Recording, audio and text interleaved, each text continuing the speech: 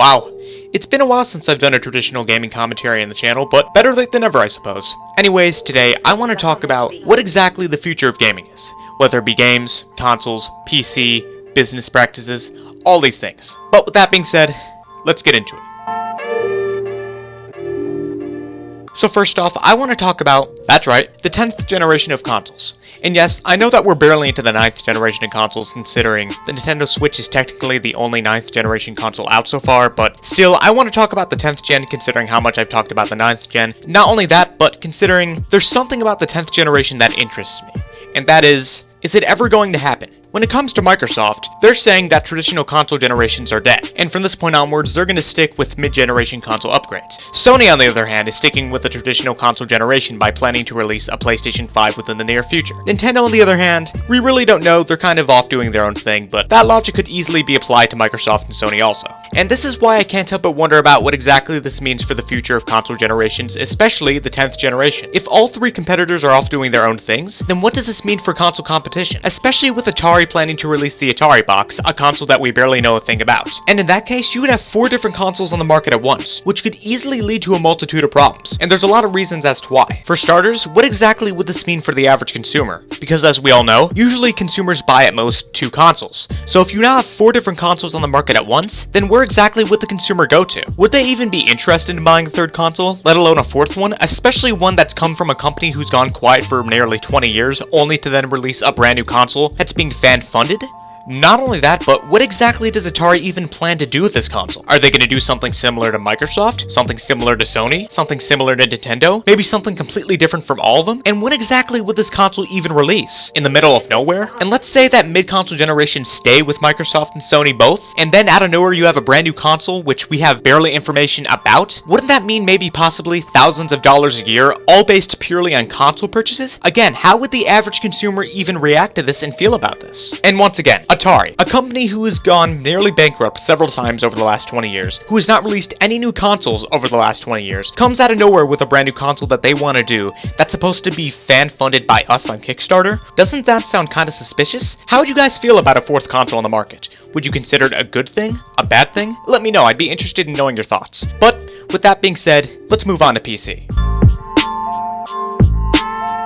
Now, when it comes to PC, there really isn't all that much I can say, unfortunately, but there is a few things that I can talk about. The first being, what exactly is competition going to be all about in the future of the PC gaming industry? Yes, while I'm aware that there are other competitors out there such as Uplay and Origin, I can't help but wonder about what exactly we're going to have in the future also. Is there going to be completely new competitors? Are we going to still have Steam, Uplay, and Origin 5 to 10 years down the road? Is the PC gaming world still going to be the same as it is now? How many more companies are going to branch off from Steam and go off and do their own things? Well, the answer is, nobody knows.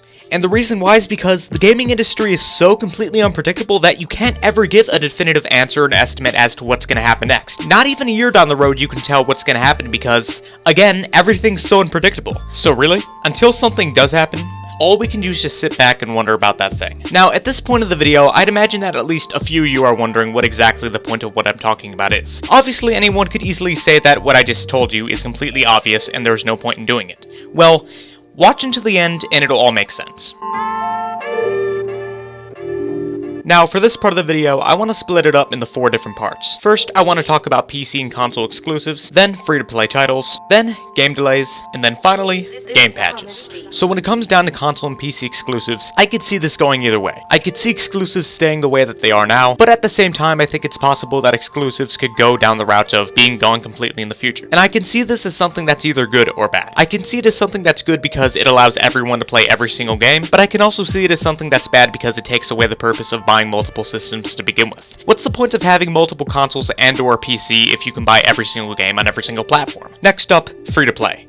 Now, this is something that I consider to be very gray because this can be something that's either good or bad. This can be good because it allows you to download a game for free and only have cosmetic items that you can purchase that don't affect the game whatsoever, but at the same time, free-to-play is a model that can easily be manipulated and abused by its developer because it can lead to all sorts of pay-to-win shit being in that game. And unfortunately, the system has not only been abused in free-to-play titles, but it's also been abused in games that you've already purchased, such as Call of Duty. A system that has no place at all in being in a game such as this because, again, you've already purchased purchased it. And while the system was barely okay in mobile games, unfortunately it's really started plaguing the AAA gaming industry, and it's slowly becoming more and more of a disease by the day. And I fear that it's going to become an even bigger issue than it already is. Sure, you don't have to buy it, but everyone said the same thing about microtransactions, and look what happened. Next up, game delays. Now this is something that my opinion's changed on quite a bit over the last few years, because, you see, I went from being completely against game delays to now being okay with them. And not in the way that you think. You see, originally, a few years back when game delays were at their worst, I found them to be pretty annoying because I used to always think to myself, what was the point of giving a game a release date if you were gonna delay it anyways? But since then, I've gotten a little bit older, obviously, and I've become a little bit less cynical since, at that point in my life, in those older videos when I used to have that mindset, I was going through a much more cynical phase, and I've matured out of it since. And now I'm a bit more understanding of game delays because I've come to realize, sometimes, when it comes to a game's development, things change over time, and just when a game developer thinks that their game's ready, they may want to make a change to it, and it has to be delayed maybe a few more months to a few more years. And as long as the game turns out fine in the end, then, well, I think it's perfectly fine to do this. So as long as we're getting quality products, then I can put up with it. But if it leads to a game still being shit regardless, then there was no point in it to begin with. But I digress. Anyways, I feel that game delays are going to happen more frequently as time goes on and games get bigger because as the games get bigger, the budgets get bigger, and they're going to take longer to make, obviously. So I suppose that rare harmless glitch that doesn't break the game in any way can easily be fixed with a patch is something that I can put up with. Oh, speaking of patches, like game delays are something that I used to find annoying because I always used to think to myself, what's the point of releasing this game if it's not ready to be released yet? Clearly all these patches that are being put into the game after it releases should have been in there to begin with before the game released, right? Well, since then, just like with game delays, I've become a bit more accepting of patches because, as I've said previously, games are getting bigger and bigger with time and they're slowly getting harder to manage. So there's going to be those rare times where patches are going to be needed to fix a few harmless glitches, and that's something that I can easily put up with. And take a game like Overwatch or Rainbow Six Siege, for example. With time, these games are going to slightly change and are going to improve, so not only is there going to be updates for new content, there's also going to be a few patches here and there as a way to improve them. Now, let's say that a game is released unfinished and doesn't work and requires patch after patch after patch to work properly, even several months after it comes out. This is the type of behavior that should not be accepted by anyone in the gaming community at all. When you release a game or any other product for that matter unfinished, that shows a lack of care and modesty. And what that leads to is even worse things happening in the future, because if this keeps happening non-stop, it's going to get to the point where there's going to be yet again another gaming crash similar to the one in 1983 that's just as bad or even worse. Do you want that to happen? Probably not. You know, there's a saying that goes, a fool is easily separated from his money. Are you that fool? If you are, try not to be, because one purchase can easily make a difference. Vote with your wallets. But with that being said, it's time to move on to business practices. This is a homage beat. When it comes to business practices, there's one thing in particular that I want to talk about, and that being microtransactions. Now, I've talked about microtransactions several times before, but I want to talk about them at least one last time, and that having to do with the future of them. Now, microtransactions are something that I've become a little bit nicer to over the years.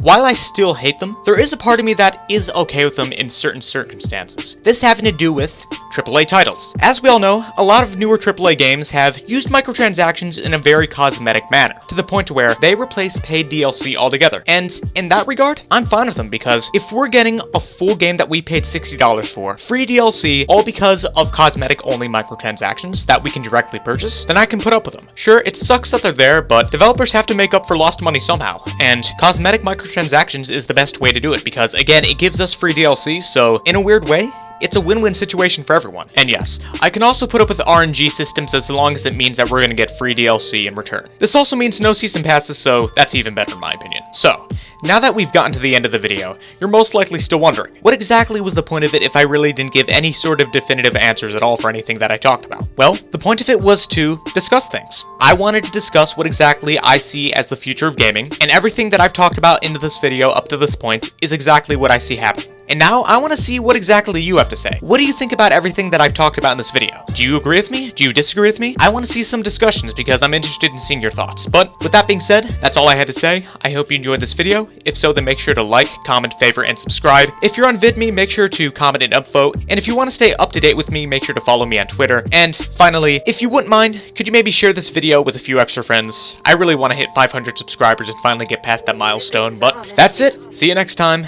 I'm out. Peace.